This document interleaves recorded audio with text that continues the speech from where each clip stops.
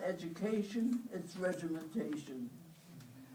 The child is taken out of the community, instead of being in a natural environment, sitting in a classroom, regimented, tested, given and tested on facts,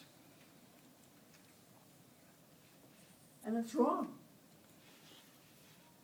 And we've got to do something to change it. And we're beginning to do something to change it in Detroit. A few months ago, Maya DeSoto, who is Obama's half-sister, came to the Dodge Boggs Center, and she said she had been campaigning with the election team of Obama, and it was hopeless trying to get them to think about anything. So we have got to see ourselves as the agents of change, and not expect change to be coming from the White House or from on top.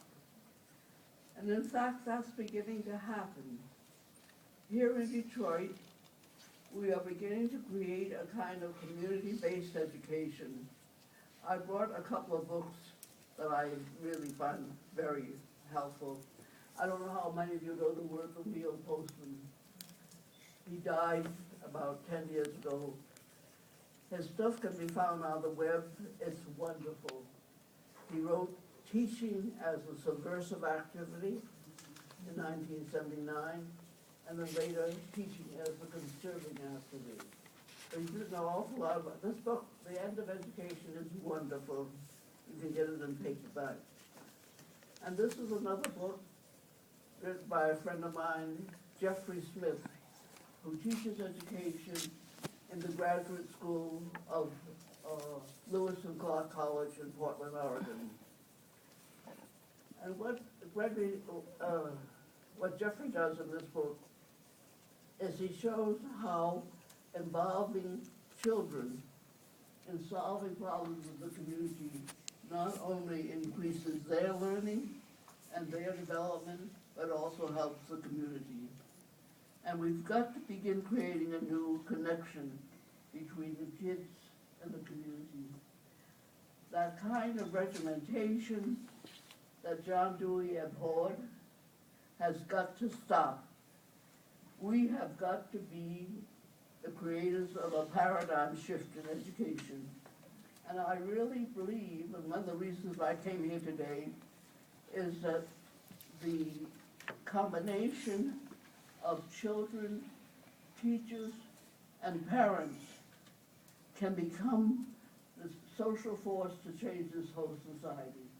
That whereas people used to look to labor to do that, we forget that because the number of workers in the plant is constantly shrinking.